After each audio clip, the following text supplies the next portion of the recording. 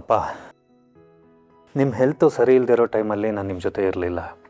ಆ ನೋವು ನಿಮ್ಮನ್ನು ಕಾಡ್ತಿದ್ಯಾ? ಆದರೂ ಸಡನ್ನಾಗಿ ನಿಮ್ಗೆ ಯಾಕೆ ಈ ಥರ ಆಯಿತು?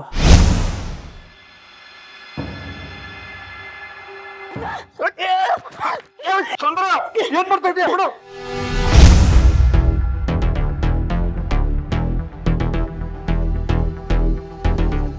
ಯಾಕಪ್ಪ ಟೆನ್ಷನ್ ಆಗ್ತಿದ್ದೀರಾ? ಏನು ಯೋಚನೆ ಮಾಡ್ತಿದ್ದೀರಾ?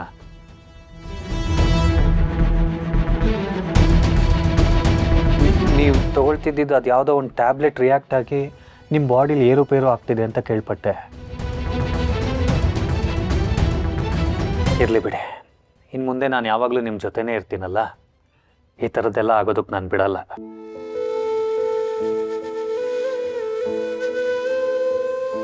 ನಾನು ನಿಮ್ಮ ಜೊತೆ ಇಲ್ಲ ಅಂತ ಬೇಜಾರು ಮಾಡ್ಕೊಂಡಿಲ್ಲ ತಾನೆ? ಅಪ್ಪಂಗೆ ಯಾರ ಮೇಲೂ ಬೇಜಾರಿಲ್ಲ ಅಣ್ಣ. ನಿನ್ನ ಪರಿಸ್ಥಿತಿ ಏನಂತ ಅವ್ರಿಗೂ ಗೊತ್ತಲ್ವಾ? ಅವರು ನೋಡ್ಕೊಳ್ಳೋಕ್ಕೆ ನಾವೆಲ್ಲರೂ ಇದ್ವಿ. ನೀನೇನು ತಲೆ ಕೆಡಿಸ್ಕೋಬೇಡ. ಇನ್ಮೇಲೆ ನಾನು ನಿಮ್ಮ ಜೊತೆ ಇದ್ದು ಅಪ್ಪನ ಬಗ್ಗೆ ಕೇರ್ ತಗೊಳ್ತೇನೆ. ಖಂಡಿತ ತಗೋ. ನನ್ನ ಮಾತಿಗೆ ಬೆಲೆ ಕೊಟ್ಟಲ್ಲಿಂದ ಬಂದಿಯಲ್ಲ, ಅದೇ ಸಮಾಧಾನ. ಇಷ್ಟು ದಿನದ ಎಲ್ಲೋ ಇತ್ಕೊಂಡು ಬಿಸ್ನೆಸ್ ನೋಡ್ಕೊಂಡಿದ್ದು ಸಾಕು. ಇನ್ಮೇಲೆ ನಿನ್ನ ಫ್ಯಾಮಿಲಿನೂ ಬೆಳಿಬೇಕು ಕಣೋ. ಅದಕ್ಕೆ ನನಗೆ ಮಾತ್ರ ತಾಯಿ ಆಗಿದ್ದು ಸಾಕು. ಇನ್ಮೇಲೆ ಅವ್ರ ಮಗುಗೂ ಅವ್ರ ತಾಯಿ ಆಗಬೇಕು ಅನ್ನೋದೇ ನಮ್ಮೆಲ್ಲರ ಆಸೆ. ಅದೆಲ್ಲ ಟೈಮ್ ಕೊಡು, ಬಂದಾಗ ಆಗತ್ತೆ ಬಿಡ. ಆ ಟೈಮ್ ಈಗಲೇ ಬಂದಿದೆ ಕಣೋ. ನಾನು ಹೇಳಿದ್ದೀನಿ ಸೀರಿಯಸ್ ಆಗಿ ತಗೋ.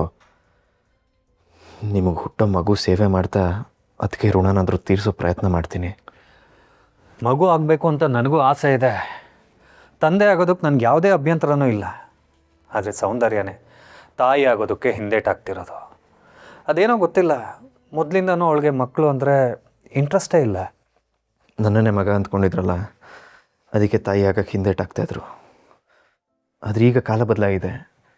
ನಾನು ದೊಡ್ಡವನಾಗಿದ್ದೀನಿ, ಅದಕ್ಕೆ ತಾಯಿ ಆಗಕ್ಕೆ ಇದೇ ಸರಿಯಾದ ಸಂದರ್ಭ. ನನಗೆ ಮಕ್ಕಳು ಆಗದೆ ಇರೋಕೆ ಕಾರಣ ಆಗಿರೋ ನಿನ್ನ ಮನೆಯವ್ರು ಯಾರಿಗೂ ಮಕ್ಕಳು ಆಗಬಾರ್ದು. ತಾನು ಒಳ್ಳೆಯವಳು ಅಂತ ಗೋವಿನ ಮುಖ ಹಾಕ್ಕೊಂಡು ಎಲ್ರನ್ನೂ ನಂಬಿಸ್ತಿರೋ ಗೋಮುಖ ವ್ಯಾಘ್ರ ಅವಳು. ಎಲ್ರಿಗೂ ಸಿಹಿ ಕೊಡ್ತಾ ಇಂಚಿಂಚಾಗಿ ಕೊಲ್ತಿದ್ದಾಳೆ. ಆದಷ್ಟು ಬೇಗ ಅವಳ ಬಂಡವಾಳ ಬಯಲಾಗೋ ಕಾಲ ಬರಲಪ್ಪ ದೇವ್ರೆ.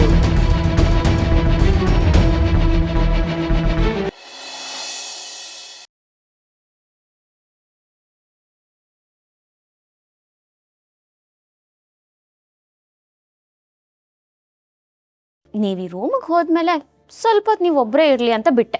ಆದರೆ ಎಷ್ಟೊತ್ತಂತ ಒಬ್ಬಳೇ ಇರೋದು? ನಿಮ್ಮ ಹತ್ರ ಮಾತಾಡಬೇಕು ಅಂತ ಅನಿಸ್ತು, ಬಂದೆ. ಮಾತಾಡೋಕ್ಕೆ ಏನೂ ಉಳಿದಿಲ್ಲ.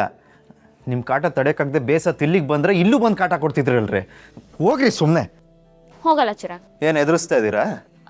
ಹಾಗೇನಿಲ್ಲ, ಆದರೆ ನನ್ನಿಂದ ನಿಮ್ಗೆ ಭಯ ಆಗ್ತಿದೆ ಅಂದರೆ ಹಾಗೆ ಅಂದ್ಕೊಳ್ಳಿ. ಮೊದಲು ನನಗೆ ಎದುರಿಸೋಕೆ ನಿಮಗೆ ಮೀಟ್ರ್ ಇದೆಯಾ ತಿಳ್ಕೊಳ್ಳಿ.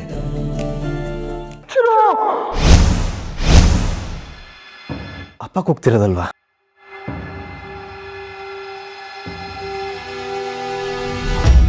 ಅಪ್ಪ ಅಪ್ಪ ಅಪ್ಪ, ನೀವು ಒಬ್ಬರೇ ಇಲ್ಲಿ ಬರಕ್ ಹೋದ್ರಿ? ಅಪ್ಪ ಏನಾಯ್ತು ಮಾವ? ಅಪ್ಪ ಅದಕ್ಕೆ ಮಾವ ಅದಕ್ಕೆ ಮಾವ ಅಪ್ಪ ಅಪ್ಪ ಅಪ್ಪ ಎದ್ದೇಳಿ.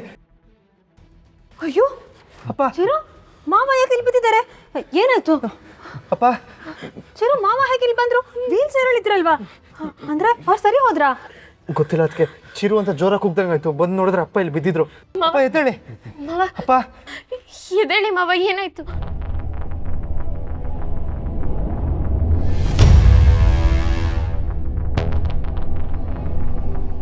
ಏಯ್ ರಾಜಶೇಖರ್, ಇಷ್ಟು ದಿನ ವೀಲ್ ಚೇರಲ್ಲೇ ಪ್ರಪಂಚ ನೋಡ್ತಾ ಇದ್ದವನು ಇವತ್ತು ರೂಮ್ವರೆಗೂ ನಡ್ಕೊಂಡು ಬರೋ ಹಾಗಾಗಿದ್ಯಾ ಅಂದರೆ ನಾನು ನಿನಗೆ ಕೊಡ್ತಿರೋ ಮೆಡಿಸಿನ್ಸು ನಿನಗೆ ಡೋಸೇಜ್ ಸಾಕಾಗ್ತಿಲ್ಲ ಅನಿಸುತ್ತೆ. ನಿನಗೆ ಇನ್ನೂ ಡೋಸೇಜ್ ಸ್ಟ್ರಾಂಗ್ ಆಗಿ ಕೊಡಬೇಕು. ಯಾವುದೇ ಕಾರಣಕ್ಕೂ ನೀನು ಮಾತಾಡಬಾರ್ದು, ನಡೆಯೋ ಹಾಗೆ ಆಗಬಾರ್ದು ಅಂತ ನಾನು ಅಂದ್ಕೊಂಡಿದ್ರೆ ನೀನು ನಡ್ಕೊಂಡು ಇಲ್ಲಿವರೆಗೂ ಸತ್ಯ ಹೇಳಕ್ಕೆ ಬಂದಿದ್ಯಾ?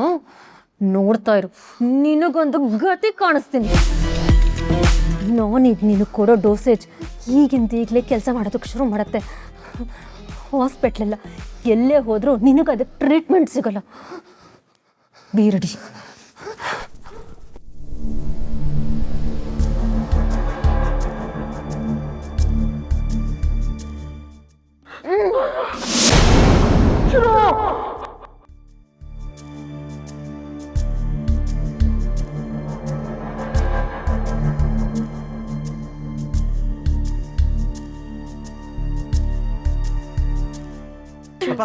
ಹೇಳಿ ಮಾವ ಹೇಳಿ ಅಯ್ಯೋ ಸಾರಿ ಚಿರು, ಆವಾಗಲೇ ಆಸ್ಪತ್ರೆ ಕರ್ಕೊಂಡು ಹೋಗೋಣ ಅಂತ ನೀನು ಹೇಳಿದಾಗ ಬೇಡ ಅಂತ ನಾನೇ ಹೇಳಿಬಿಟ್ಟೆ.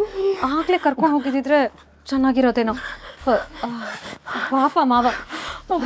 ಅಯ್ಯೋ ನಡಿ ಬೇಗ ಆಸ್ಪತ್ರೆ ಕರ್ಕೊಂಡು ನಡಿ.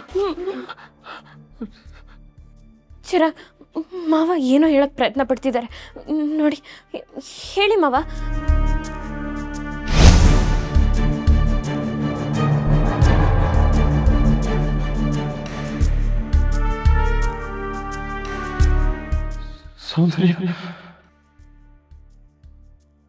ಮಾವ ಮೋಸ್ಟ್ಲಿ ಇವತ್ತು ಸತ್ಯ ಹೇಳ್ತಾರೆ ಅನ್ಸುತ್ತೆ.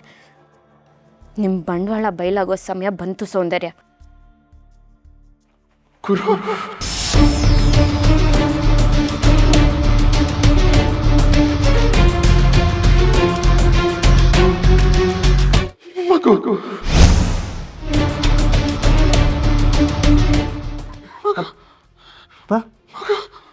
ಅಪ್ಪ ಹೇಳಿ ಮಾವ. ಹೇಳಿಪ್ಪ. ಅಪ್ಪ ಅಪ್ಪ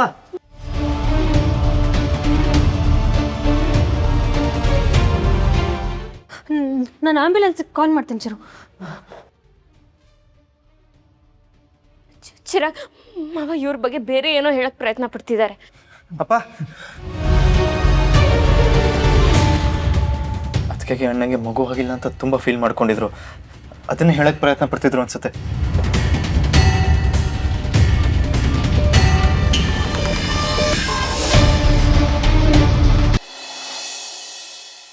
ಹಲೋ, ಯಾವುದೇ ಕಾರಣಕ್ಕೂ ಆ ಮುದುಕ ಬದುಕಬಾರ್ದು.